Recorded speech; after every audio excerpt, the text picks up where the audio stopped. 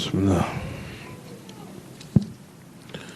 إن الحمد لله نحمده ونستعينه ونستغفره ونعوذ بالله من شرور أنفسنا وسيئات أعمالنا.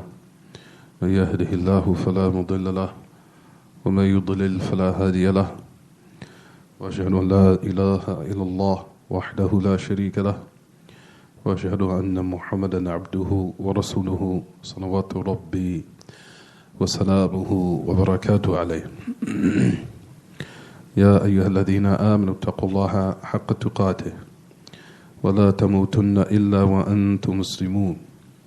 إن أيها الناس اتقوا ربكم الذي خلقكم من نفس واحدة وخلق منها زوجها وبث منهما رجالا كثيرا ونساء واتقوا الله الذي تساءلون به والأرحام إن الله كان عليكم رقيبا. يا أيها الذين آمنوا اتقوا الله وقولوا قولا سديدا يصلح لكم أعمالكم يغفر لكم ذنوبكم ومن يطع الله ورسوله فقد فاز فوزا عظيما.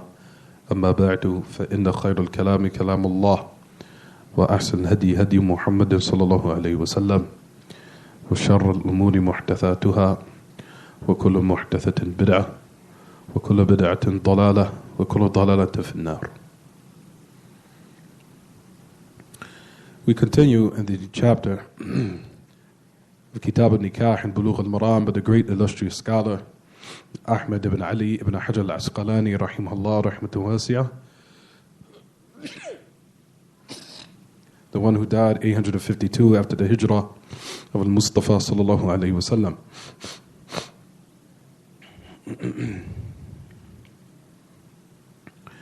So we talked about the hadith of Abu Hurairah in regards to the woman being married due to those four reasons. أن المرأة تنكح لأربع لمالها ولحسبها ولجمالها ولدينها فاظفر بذات الدين تربت يداك, to the end of the hadith that we talked about last week. And we said in regards to the woman that she's married for four reasons: for her wealth, for her status, for her beauty, and for her religion. And we said the Prophet ﷺ made that dua, or rather he made that type of statement, and we said that the asl of it is dua. But here, we said that the meaning of it here is for khabar, is to give some type of news in order to give one encouragement and incitement to marry the woman that possesses that deen. She has the religion and she's pious and she fears Allah Ta'ala, and she's from those who obey their husbands and those who fulfill the Islamic duties that Allah has obliged upon her.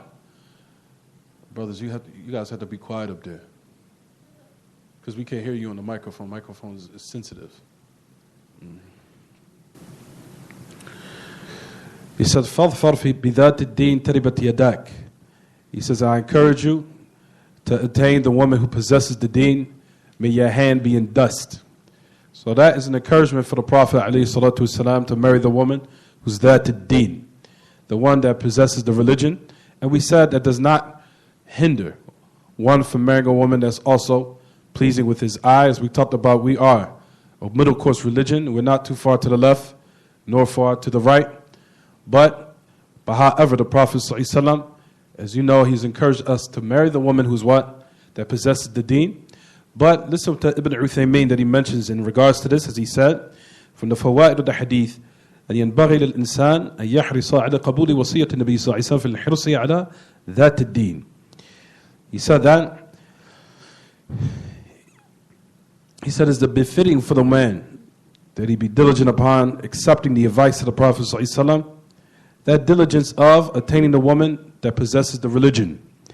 He says, because in most cases, of course, he says today, most men, when they want to inquire about a woman in regards to marriage, he said they ask about beauty. يسألون عن الجمال. He says, وإن كان بعضهم يتزوج. He said, إن كان بعضهم يتزوج لمالها وحسبها وهل هذه الأغراض منحصرة في ذلك. He goes on to say, he said, even though some of them, he said they were married due to the what? He said either some of them will marry due to her wealth, or her status. I'll start over again because I got thrown off. He says, in most cases, you'll find that men that they ask about beauty. He said, but however, some of them, they'll marry a woman for her wealth or her status. He says, is the goal or the motive, the aghrad, or the motive, is it just restricted to this? He said, no. He said, تقدم الحديث الذي قبله الذي يقول فيه تزوج الودود والولود فقد يتزوج الإنسان امرأة لأنها من نساء معروفات بالتودد لأزواجهن. Listen to what he goes on to say. He's saying these hadith, or that which is mentioned in the narration of Abu Hurairah, if you look in your books, he says a woman could be married, of course, for what? For these reasons that's mentioned in the hadith. Is it just restricted to what was mentioned in this narration here or not? So that which the Prophet ﷺ was mentioned, has it been restricted? He's saying no. For verily, as we'll talk about inshallah, for the other reasons why one will get married, or you'll look for a woman in marriage, she could be what? A virgin. She could also be, for example, very loving and very what? Fruitful in regards to bearing children. So the hadith of Abu Hurairah here, if you look in your books, it's not just restricted to these reasons that are mentioned in the hadith. Rather, there are other reasons why a man can marry a woman. Other reasons, for example, because she's a virgin. Or another reason such as, for example, that she wants to marry a woman that could take care of his children and aid him in raising his children. As in, we'll talk about in the Bab al-Hadana. And also likewise, subhanallah al-azim, agrees with the hadith of Jabir ibn Abdullah. As we'll talk about inshallah, that's going to come in a couple of minutes. Because Jabir mentioned in the hadith that he married a woman because he had children and he needed someone to aid him in raising his children. So he married a woman for that reason. So Ibn Uthaymeen rahimahullah is mentioned here in this narration that if you look in your books, everyone, if everyone brought their books, if everyone brought it, if you look in your book, and also those who are listening, عبر الشبكة or عبر either عبر الشبكة or عبر الجوالات or whatever they are, either by listening by way of phone or listening by way of the internet. If you look in your books, you'll find, like we said, Prophet ﷺ mentioned 4 reasons. But they're not just restricted to that. He says because the hadith that is before it, if you look to the hadith prior, on the authority of Anas, that the Prophet ﷺ commanded that a man marry a woman that's wadud or walud. He can marry a woman that's also what? Loving, and also likewise fruitful, that she can bear lots of children. He said, for verily a man might have the motive and he might have the goal to marry a woman, تصفو معها حياته بالتودد لأزواجهن والتراضي واتباع ما يهواه الزوج وكذلك الولود كما سبق. He says the other reasons, such as the hadith that has preceded, that we just mentioned in the last class. If you look in your books, the hadith of Anas ibn Malik, he says when it says here that the Prophet ﷺ commanded the man to marry what? Wadud walud. Marry the woman who's loving and marry the woman who can bear lots of children who are fruitful. He says, for that's the other reason which I mentioned. I don't think it's your son, Abu Khalil. That's not your son. Asad, sit down on that side. I can't hear you guys' voices. Sit down on that side.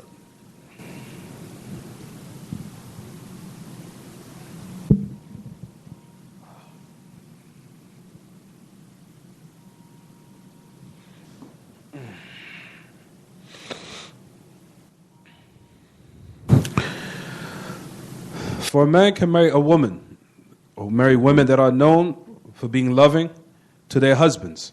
And a man looks for a woman that have that characteristic in her. So what we're going to summarize and just say, just keep everything concise as much as possible, that a man can marry a woman for more than these reasons that are mentioned here in this narration. And it's not just restricted to these 4 reasons. Until the end of what he says, at the last part where he ended off by saying, he said, فَأَغْرَاضَ الرَّجُلِ كَثِيرًا وَمُخْتَلِفًا ولكن الرسول صلى الله عليه وسلم ذكر الأغراض العالية. المهم أن الإنسان متى تزوج المرأة لغرض مقصود شرعا فإنه جائز. ولكن أحسن ما يكون يتزوجها للدين. لو تزوجها للغناء لغنى امرأة مغنية وهو رجل طروب يحب الغناء هذا حرام. To the end of it. He says, at the end of the day, he says the motives, the goals of men are plenty. And they are different of why he would marry a woman. He says, however, the Messenger of Allah ﷺ, he mentioned al-aghrad al-ghaliba. Here, this hadith in Abu Hurairah, he says that it's not restricted to those four things, but these are the reasons why men marry women in most cases. These are the reasons why a man marries a woman due to these four reasons that are mentioned in this narration, which is in what? Most cases. Either for her wealth, or her status, or her beauty, or for the deen. He says, for when a man marries a woman, he says, in which the goal, or what is intended as far as in the Kitab and Sunnah, he says it's permissible. Basically, he's saying here it's permissible to marry a woman for these reasons.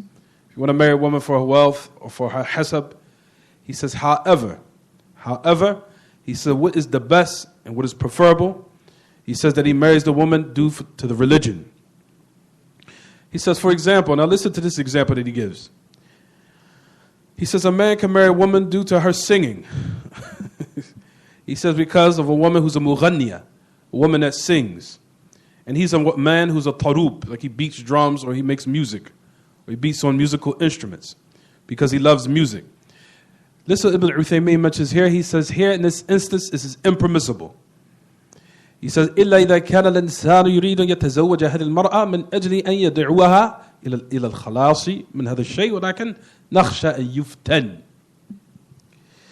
He says, however, we say that this is unlawful.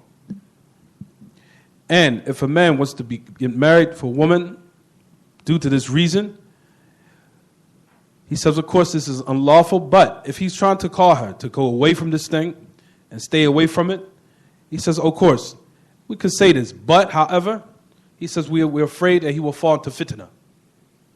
If he does this, then we're afraid that he will fall into what? Fitna. As we know, music is unlawful in our religion. Singing and music and producing music and being involved in that type of limelight is impermissible. And a man marries her due to that reason. Like he said, unless his intent is to call her away from that thing and get away from it. But he says, however, we're afraid that the man might be tried and put to test where he will fall into it. So that's the last part of the hadith of Abu Hurairah where we stopped at from last lesson. And now we continue with the next narration on the authority of of Abu Hurairah radiyallahu anhu, of another reason why our religion is so complete. And as we talked about before, as Shaykh Abdurrahman al-Sa'di, you could say Shaykh Abdurrahman al-Sa'di, or Shaykh Abdurrahman al-Sa'di, or you could say Sa'di, that the great Imam and the Shaykh of Muhammad bin Salih al-Uthaymeen rahimahullah, that's his Shaykh, in which he mentioned and said from the things in which is binding upon us is to look to the mahasin of the religion, to look to the good things in the religion which will be a reason for your iman increasing and augmenting. How you like that word? Augmenting. Augmenting. He says will be a reason for our iman increasing.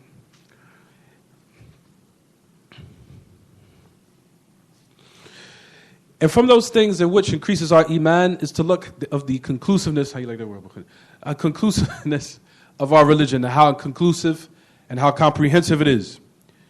For if you look to this hadith of Abu Hurairah radiyallahu anhu, this shows and gives how our comprehensive our religion is in order to show how this religion is the truth, because it covers every aspect to the point of there's a dua for when you want to be intimate with your spouse, for example, before you say it.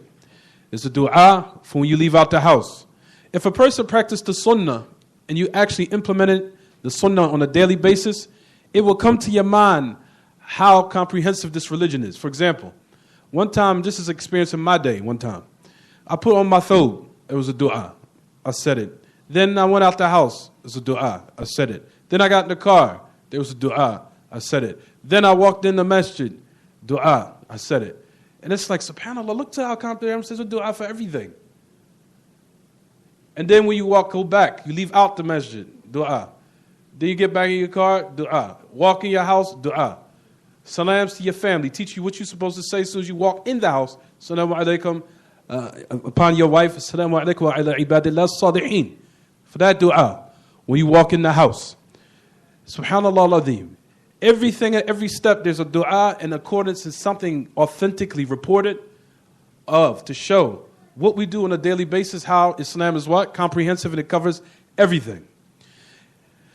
So this aspect is something in which, like we said, Shaykh Abdur-Rahman al-Sa'ati, he said to order. Don't worry about Abu Khalil. I don't want you to get distracted. Keep getting distracted, getting up and telling the children to be quiet. Just forget it. Just don't worry about it. You're all right. Just leave them. I don't want you to keep getting sidetracked. Even in the aspect of, in regards to marriage. As you notice in this chapter, we've been covering the steps. And look what Al-Hafidh bin Hajar brought narrations of the steps of how to get married and what to look for. If you notice in the beginning of the chapter and look in your book and look through all the different narrations that we covered, notice what the Prophet ﷺ gave instructions about what the youth to do. If they find that their desires are becoming what? That their desires are arousing and they're becoming or reaching its peak, what to do in regards with one to fearing Allah by lowering his gaze. If you look to the first part of the chapter, the Prophet ﷺ gave instructions of what to do. Then you look to the next one of showing the importance of getting married, and also likewise that is part of the sunnah of all the prophets and messengers, in order to show also likewise what everyone, that this is something that is wajib, that everyone should practice in regards to one, trying to have offspring, and also likewise increasing the number of the ummah, and the reasons why the Prophet ﷺ had also likewise, he had also gave that hath or that encouragement for one to get married. Then if you look to the next narration, the Prophet ﷺ gave advice of what? What to look for in a woman. What to look for as far as what characteristic. Also likewise, the next narration is the 4 reasons of why a woman is married. Then likewise, now when one is married, what to say and what dua to make when he gets married. Then if you look at another narration, what to say when you want to get married. What is incumbent upon it or not? What does a person do? What the person does when he wants to marry a couple off. That's the next narration, that which we'll take. And the chapter goes on and on and on to show how conclusive our what? Religion is. These type of things in which Shaykh Abdur-Rahman al-Sa'ati told us and commanded us to what? To look at. Because it augments our what? Our iman. It increases it. It keeps it firm and strong to look at the comprehensiveness and the conclusiveness of our religion. How it gives a detail on every aspect of what? Of life, as far as what to look for in a wife, what's permissible for you to see from the woman, as we'll talk about inshallah. In a sit down for one is inquiring about a woman, he has the desire to marry her, what he can see from her, what he can see from him, what she can see from him, and also likewise what to say after you get married. Also likewise what you do when you go back to the house with your wife is also narration for that. There's also dua, what you say for the people that surround him, what to say exactly when they become married. All those things are what? Have been laid out. Which shows the what? The conclusiveness and the comprehensiveness of our religion. Where it's incumbent upon one to what? To learn these dua. These ad'iyah are very important in the life of what? Of a Muslim. Because it gives you that fortification from the shaitan. Because we know when a person leaves out the house and he makes that dua, shaitan says, wuqit wa kufit. For example, the Prophet ﷺ has said, for example, when you leave out the house, you make that dua, he says shaitan looks to the person. And he looks at him and he makes that dua, and you say that dua, Bismillah, tawakkaltu ala Allah, wa la hawla wa la quwwata illa billah. The shaitan will say, wuqit wa kufit. When you say that dua, say Bismillah, tawakkaltu ala Allah, wa la hawla wa la quwwata illa billah, the shaitan will say, you've been sufficed and you've been protected from me. You've been sufficed and you've been protected. Even when you also likewise get inside of your car, because you're riding beast in these days and times, is your car. And also likewise, when you put your hand on the forehead of the woman after you marry her, which we'll talk about soon, and making that dua, Allahumma inni as'aluka khayraha wa khayra ma jabalta alayhi wa a'udhu bika min sharriha wa sharri ma jabalta alayhi. Oh Allah, actually for the good of her and the good of you create her upon, I seek refuge from the evil of her and the evil you create her upon. All these things will what? Aid you and give a tawfiq in your marriage. For all these different types of supplications where one should marry. Another example of, to show how comprehensive our religion is this dua here, in which is right in front of us. If you look at your books on the authority of Abu Hurairah radiallahu anhu, that the Prophet ﷺ said, أن النبي صلى الله عليه وسلم كان إذا رفأ إنسانا إذا تزوج قال بارك الله لك وبارك عليك وجمع بينكما في خير رواه أحمد والأربعة وصححه الترمذي وابن خزيمة وابن حبان. Abu Hurairah radiallahu anhu, that the Prophet صلى الله عليه وسلم, it says كان إذا رفأ إنسانا رفأ إنسانا, that the Prophet ﷺ, if he wanted to make that tarfi'ah, as we'll talk about the meaning of a tarfi'ah, of the meaning of tarfi'ah, or rafa, or you could say rifa, that meaning, as we'll talk about inshaAllah when it comes in the explanation and in the commentary. قال بارك الله لك, may Allah bless you, لك وبارك عليك وجمع بينكما في خير. May Allah bless you, wa baraka alayk, and may He bestow His barakah upon you, and may He gather between you two in that which is good. That simple dua, in which we'll talk about inshaAllah, in which the Prophet ﷺ had encouraged if one was to what? Become married. Is it restricted to this one dua? It is restricted to this one dua. As we know, following the sunnah of the Prophet ﷺ in every aspect is what we've been commanded, and not to bring what? And not to bring newly invented matters in our religion. There's a dua that they used to make in Jahiliyyah, as we'll talk about inshallah. They used to say birrafa wal banin, birrifa wal banin, birrifa wal banin, meaning may you have that type of success in your marriage where love takes place in harmony and cohesiveness amongst the two couples. How do you like that word? Getting better, huh? Everybody knows that joke. Makes the class. Like I told brothers, it's not always being serious in the class. MashaAllah, even when I was in some of the classes, and even Sheikh Muqbil would throw a joke in there sometimes just to loosen up the tension. He would throw a little joke out there sometimes. There's nothing wrong with that. طيب. Something wrong with that.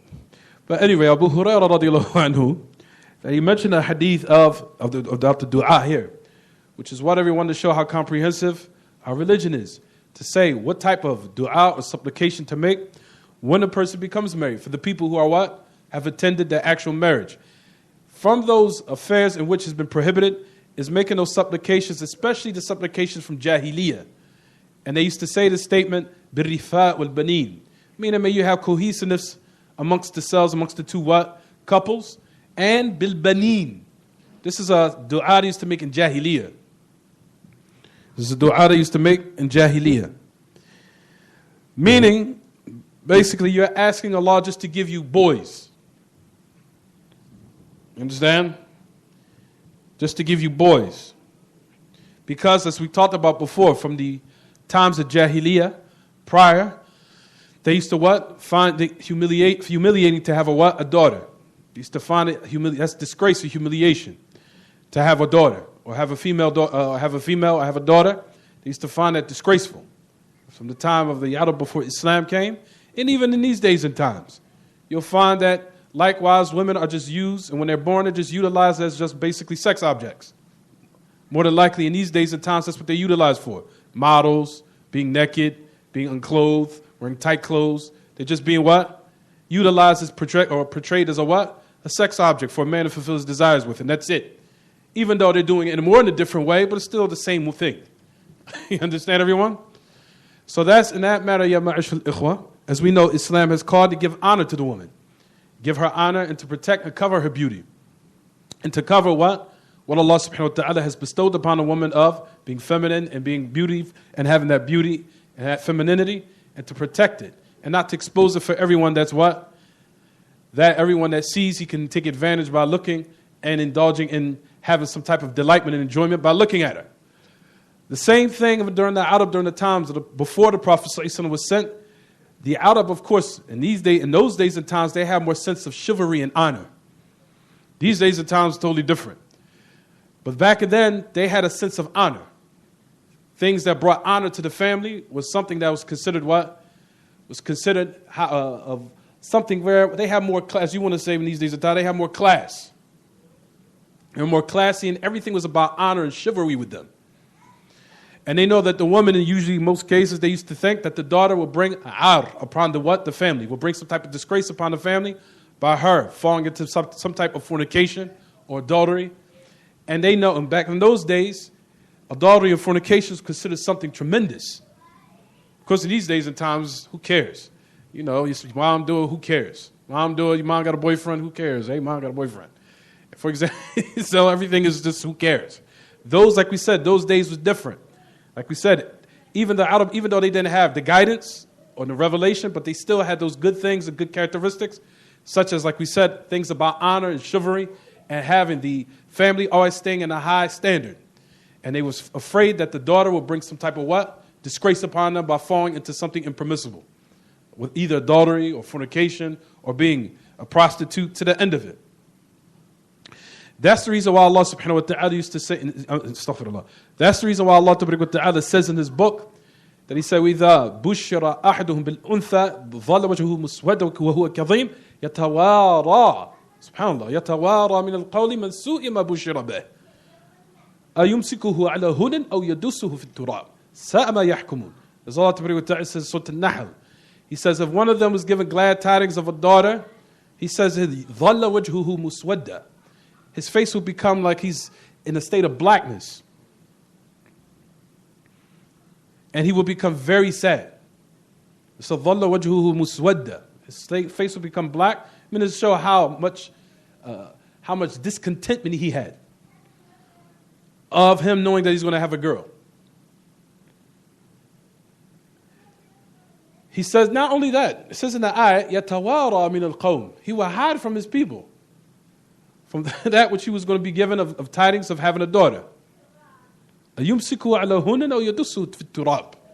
He says, either he will hold or keep the one who's born, but he would just live with the disgrace, or he would just bury them while they were alive. سَاءَ مَا يَحْكُمُونَ. How evil, and this Allah says in the last part of the ayah, how evil what would they judge, and when they have what they have done, how evil. سَاءَ مَا يَحْكُمُونَ. طيب.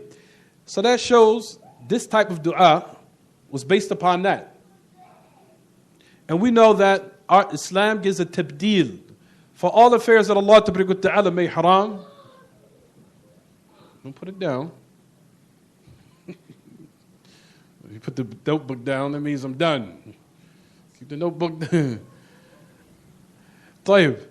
As far as regards to the dua of Jahiliyyah, our religion gives a replacement for everything that is what? Haram. Allah subhanahu wa ta'ala gives the badil. As we know in our religion, Allah subhanahu wa ta'ala, if He makes an affair haram, unlawful, He gives a replacement for it, which is what? Pleasing to Him. In which we can what? In which we can do. For example, Allah subhanahu wa ta'ala has removed fornication and gave us as exchange for it what? Marriage. All right, everyone? In regards to exchange for that which is pertaining to intoxicants, Allah has made halal all the tayyibat, all from the good food and all the wholesome food in which He has made lawful for us to drink. Also likewise, in regards to those different a'yad al-kafirah, those disbelieving, why is my phone keep clicking off? These disbelieving holidays, Allah Ta'ala switched it and gave us the what? The 2 Eids, and so on and so on. For everything that Allah Ta'ala has made forbidden, and even the Sunnah of the Prophet, some of you would notice that if there was something that was unlawful, Allah gave us a badil, gave us an exchange for it or replacement for it. You understand? And a lot of affairs, and you'll know in our religion. And from them is what? An example of this is here pertaining to what? Those different types of supplications that one will make in these type of occasions, such as marriage. And they used to make different types of dua, even likewise during Hajj. Notice that talbiyah that we make in Umrah and Hajj. The talbiyah that we make in Umrah and Hajj, there used to be a talbiyah of shirk. There used to be a talbiyah of saying about the mushrikeen, or they used to call out to their idols during the times of Hajj and Umrah. Allah subhanahu wa ta'ala had negated that and also removed that dua and replaced us with the talbiyah of tawheed, which is labbaik Allahumma labbaik, labbaik la sharika laka labbaik, inna alhamda wa ni'mata laka wal mulk la sharika lak, to the end of it. Those type of ad'iyah, there used to be du'as before that, in which Allah subhanahu wa ta'ala removed it and gave a replacement. So you'll find here likewise this type of what? Dua of jahiliyyah about the kids and the children. Allah subhanahu wa ta'ala removed that and gave us another dua, which is this one here, which is barakallahu lak wa baraka alayk wa jama'a baynukuma fil khair. Basically here, the meaning of ar-rifa. So if you look at the first part of the hadith, it says إِذَا رَفَّأَ إِنسَانًا كَانَ إِذَا رَفَّأَ إِنسَانًا إِذَا تَزَوَّجْ قال بارك الله لك وبارك عليك وجمع بينكما في الخير. May Allah tabarak wa ta'ala that He bless you. My phone keep cutting off. So the Prophet sallallahu alaihi wasallam will make dua for the man with this type of dua. Ar-rifa ya ma'ash al-ikhwa. So we can break down a little bit of the words, the mufradat here in the narration. The word ar-rifa, ar-rifa. The Prophet sallallahu alaihi wasallam said, إِذَا رَفَّأَ إِنسَانًا. What is the meaning of رَفَّأَ? رَفَّأَ. رَفَّأَ meaning making dua for the two people who became married with ar-rifa. What is ar-rifa? Ar-rifa meaning that Allah give you harmony and that Allah give you cohesiveness in your marriage. May He harmonize you and bring you together and give you husn al-ishra. May you have that good marriage in which the two couples are what? Harmonizing and having a cohesiveness and they're getting along and they're having that barakah. SubhanAllah, you can imagine if a person committed zina and fornicated, what would it be? There wasn't no type of cohesiveness and there'll be a bunch of drama, which we see all the time. Every time some man has a girlfriend and then also likewise doing it the wrong way, usually the problem or the situation ends up in chaos and a bunch of drama and a bunch of fitna and problems. Why? And Allah knows best, there's no tawfiq in the marriage. Because it started off wrong. You understand? The relationship started off totally wrong. So that reason you'll find that Allah knows best. And I'm not saying that. That's the case where Allah has removed the tawfiq, because only no one knows the unseen except Allah. But I said the probability is definitely there. If it started off in a way that's haram, Allah subhanahu wa ta'ala and Allah knows best has removed the barakah from the marriage. And that's the reason why usually some couples, problems, fighting, mistrust, shaitan, the woman going his phone, he's going in her phone, fitna, problems. Why? Because the woman knows you was doing the same thing with her by sneaking around. So now shaitan is putting it in her mind that you're going to do the same thing with me with another woman. And that's how it goes, like a silsi, like a chain, like a cycle. You understand, everyone? Does everyone understand my point? And that's what goes on, and on and on and on and on and on. So that's what we say. For verily marriage, oh, why he leave the door open and it's so cold? Our brothers, man, eyes closed.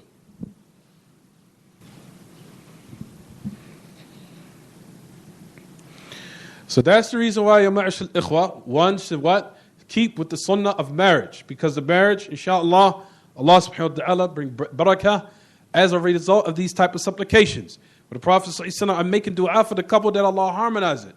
And that also encourages the ummah to memorize these supplications. Wallah tabarak wa ta'ala what? The Prophet ﷺ used to make dua bir-rifa, by. Meaning of the word ar-rifa, as we said, is what, everyone? Al-muwafaqa wa husn al-ishra wa husnu mada al-mu'ashara. May Allah give you or bring harmony and cohesiveness and love amongst you and harmonize you and give you harmony in your marriage and bring you two together as far as with love to the end of it.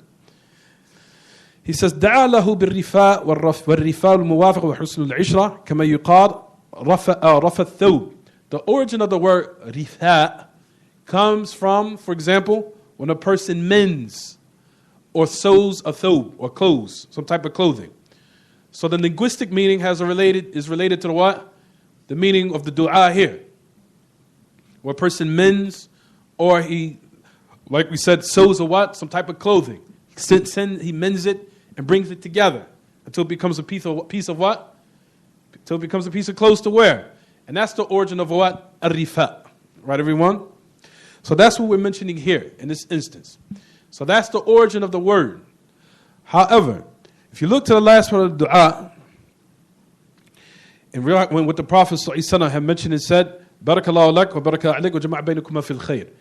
What time is it, by the way? Just to keep up with the time. 147? G. طيب. Now the first question is this the only dua that a person makes? Is it just this, or is there other narrations? This is why I wanted to read quickly. There's another narration on the authority of Jabir ibn Abdullah. So you have the hadith of Abu Hurairah in your books, right, everyone? There's another hadith of Jabir ibn Abdullah. You have that one.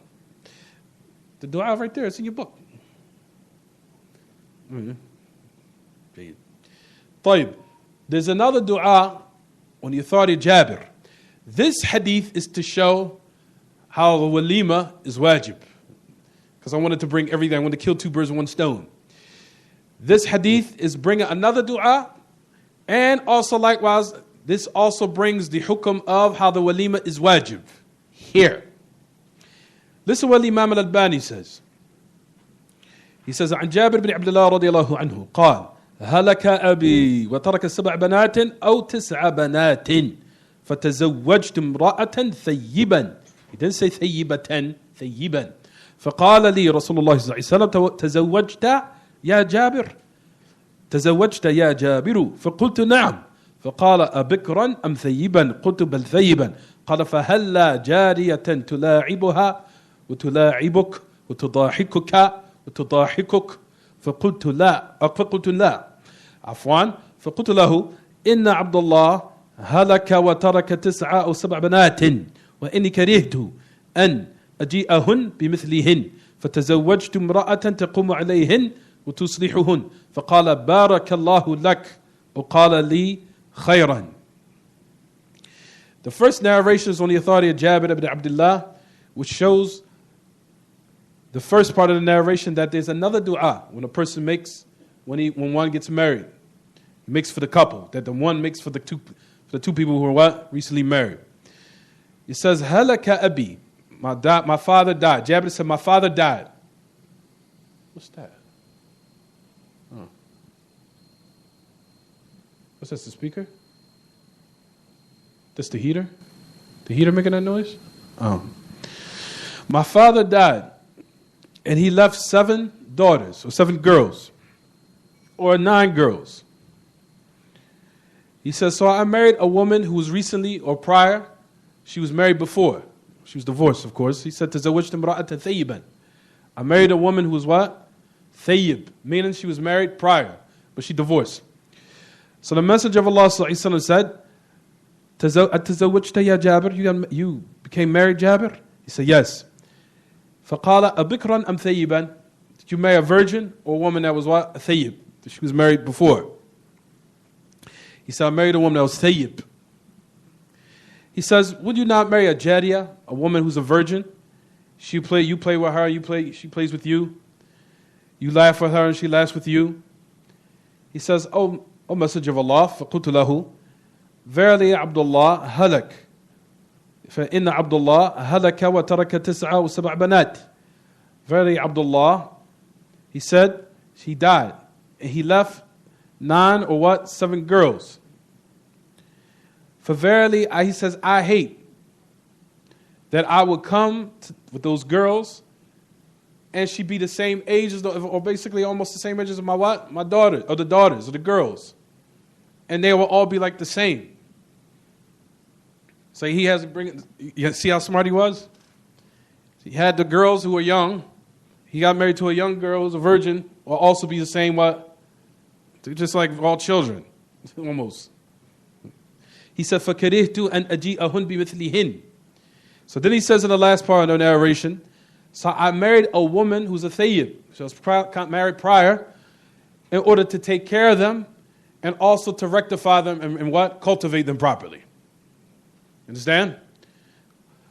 So this says in the last part of the narration, this is the point of reference here, Barakallahu lak. Barakallahu lak. Prophet ﷺ said, may Allah bless you in it. Oh, in another narration it says, Oh, qala li khayra.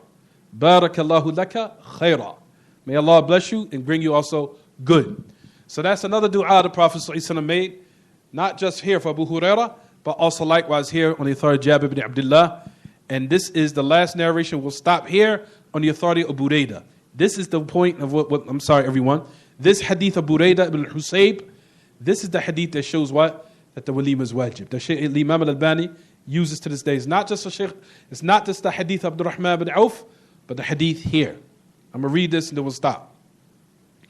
On the authority of Buraydah ibn Husayb, قال نفر من الأنصار لعلي عندك فاطمة فأتى رسول الله صلى الله عليه وسلم فسلم عليه فقال ما حاجة ابن أبي طالب فقال يا رسول الله ذكرت فاطمة بنت رسول ذكرت فاطمة بنت رسول الله صلى الله عليه وسلم فقال مرحبا وأهلا لم يزد عليهما فخرج علي بن أبي طالب على أولئك الرهط من الأنصار ينتظرونه قالوا ما وراءك قال ما أدري غير أنه قال لي مرحبا وأهلا.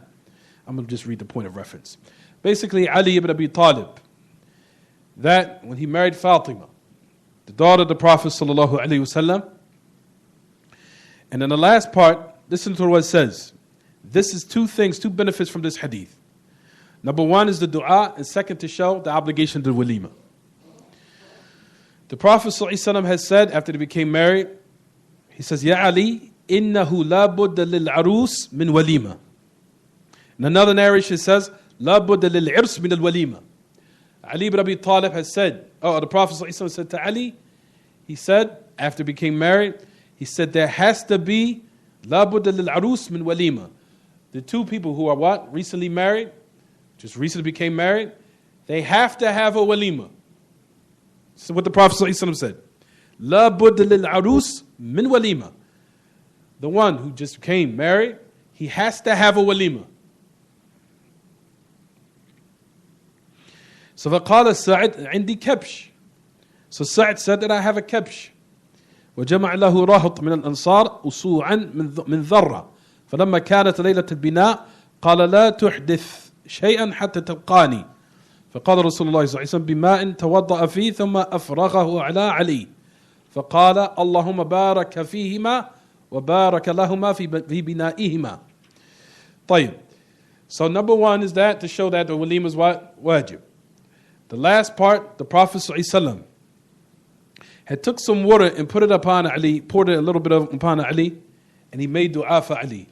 It said, Oh Allah, Allahumma barik fihima, wa baraka lahuma, wa baraka lahuma fi bina'ihima. Oh Allah, bless them and bestow your blessings upon them and their bina, and them as far as bringing themselves together and bringing the family together. So this is three supplications the Prophet ﷺ made for the what? For the couples. There's one narration of Jabir, or one narration of Abu Hurairah in your books. Listen upon Jabir and also Buraydah ibn Husayb. So it's three. And all of them are real small and straight to the point and concise. And inshallah, I'll probably write them on the board if one wants that, inshallah. But notice in the narration of Buraydah ibn Husayb, Imam al-Albani says this is the obligation of the walima. He says two narrations. You have the narration of Abdurrahman ibn Auf, in which everyone came upon me, the sisters gave me all these letters and papers and see all the ulama, the past said this and this and this. They said this and this mandubi laid to the end of it. And I said, and I told, and I knew that that's not the only narration. There's another narration where the Prophet ﷺ had also said on Ali ibn Abi Talib, Buraydah ibn Husayb, where he's mentioned the marriage of Ali to Fatima. Where the Prophet ﷺ said clearly, La budda lil arus min walima. So there's one narration of Abdurrahman ibn Auf, says, Awlim walau bisha. He says, have a walima, even if it's what? With a what? A sheep. Then you have this narration where it says that the one who just got married, he shall have a walima. He said, La budda lil arus min walima. He has to have a walima. This is what Imam al-Albani is showing, that what? The obligation of the walima. He said because there's no sadif in the asl of the hukum.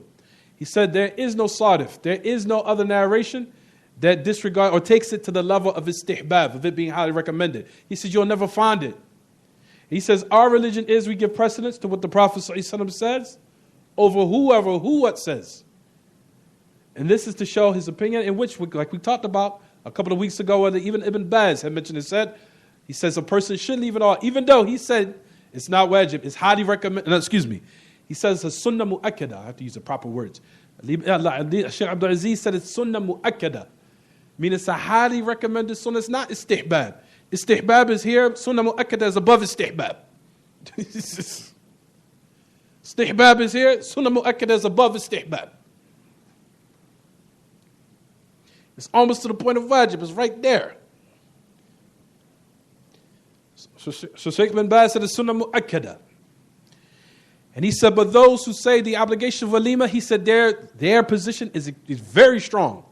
And for the person that leaves off of walima, even bin Baz even said, it's khilaf as-sunnah. It's contradicted to the sunnah. Because you'll never find they was never been left off the walima. It's not been left off. And like we talked about, what's the problem with brothers that don't want to celebrate their marriage? That's what we talked about a couple of minutes ago. Allah gives us an exchange. For everything, we don't take advantage of it. We know we can't go to clubs.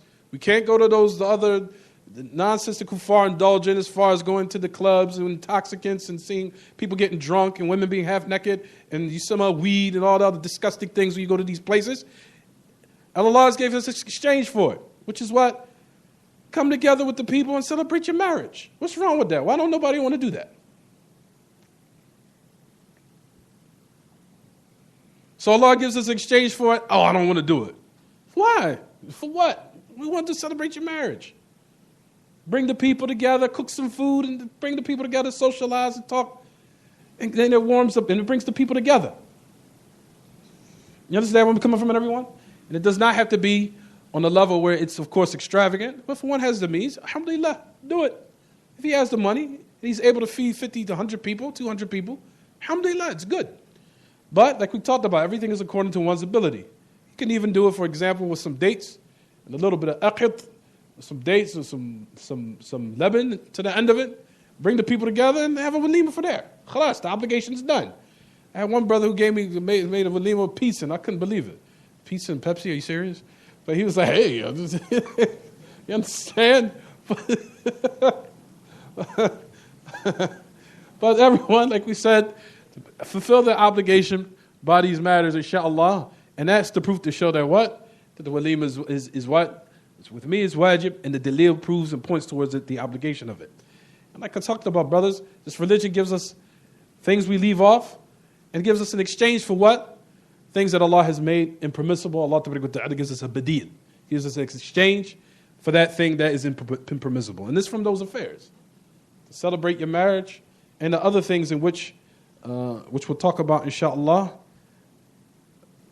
about the women and what they can do in regards to the celebration for one getting married. Any questions about the lesson? And brothers, try to come on down more, please. One time. Class starts at 1.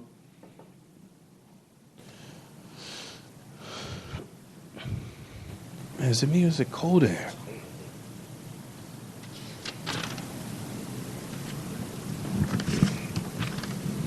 However, if one was to leave out and didn't have the walima due to ignorance, then inshallah he's not blameworthy. Because some people didn't know. You understand, everyone? So inshallah, bi'idhnillah, if one doesn't know, then inshallah he's excused. How many people? I don't know after the marriage if it was not done. How many people? But there's no limit. There's no limit to how many people. It's all goes back to you. There is no limitation as far as the number and the number of attendees, the people who attends. There is no limitation on that. As far as the days and when it's supposed to be done, there's a narration that says it should be done 3 days after 3 days after the consummation of the marriage. It should be 3 days after the consummation.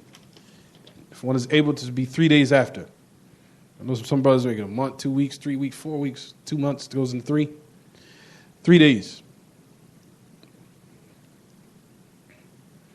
And if it wasn't done, like we said, then the obligation falls off the person. If he was ignorant, he's excused if he was ignorant. He's excused, inshallah. The two couples are excused due to if they're ignorant, then they're excused, inshallah.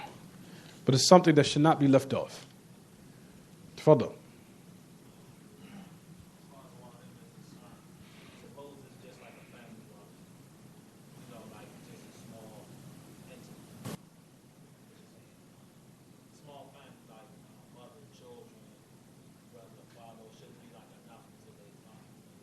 This should be an announcement to people to invite the poor, the impoverished, or the rich, whoever.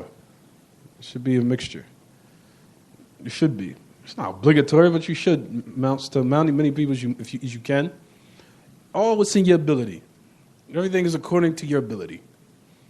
If it's too much, you don't have the monetary ability in which you can cover a lot amount of people, then don't invite a lot of people. Invite certain people that you know to come to your walima. All of it is according to your financial capability. Like, for example, I might not have money to feed 20 people. I only have enough money to feed roughly 10, 15, and invite 10, 15 people. Some people have the ability to feed 100. Like I said, usually wala'im overseas, in the commitment, they do it way big. They rent out a venue and sheesh. And then they have maybe about 100 people come. Maybe 50, 100 people. I've attended one of the marriages in Kuwait. MashaAllah, he rented out a whole separate venue, invited about the relatives family, to the relatives tribe. Everybody came. About maybe 200 some people there. It was crowded. So everybody fed everybody, and everybody had lots of food and had a good time, talked, and left. That's it. So everything is according to one's ability. To your ability. It doesn't have to be on that caliber. It could be on a lesser caliber than that, so maybe that type of scale. So everything is according to your ability. That's it.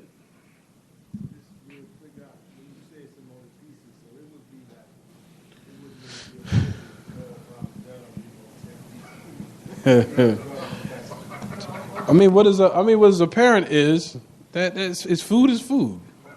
What's the sunnah is that it's lahm. It's supposed to be meat if you have the ability. But Imam al-Albani says it does not have to be meat. There's another narration where there was a walima done without any meat. But the hadith of Abdurrahman bin Auf, he said, "Awlan walau bishatin," meaning there's some type of lahm in it, some type of meat. But what you will find that Imam al-Albani also mentions, he says it doesn't necessarily have to be with meat. It could be with anything else. The most important thing is that it's food. And you call the people and they come and eat. Even if it is pizza, and Allah knows best. But brothers, inshallah, try to, if you can. I don't think most women would, especially women that I know, that would say, I don't want pizza for my walima. Are you serious? They would want to cook and have meals and serve the people. Pizza. You can have pizza. There's nothing wrong. I don't see anything wrong with that. Pizza and Pepsi. Are you serious? Anything else? Anything else, brothers?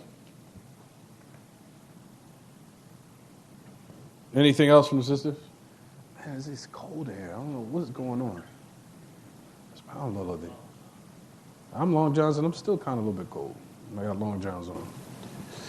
طيب هذا وصلى الله وسلم وبارك على نبينا محمد وعلى آله وصحبه سبحانك اللهم وبحمدك أشهد أن لا إله إلا أنت أستغفرك وأتوب إليك. Any other questions? Nothing? Could you cut the thing off for me?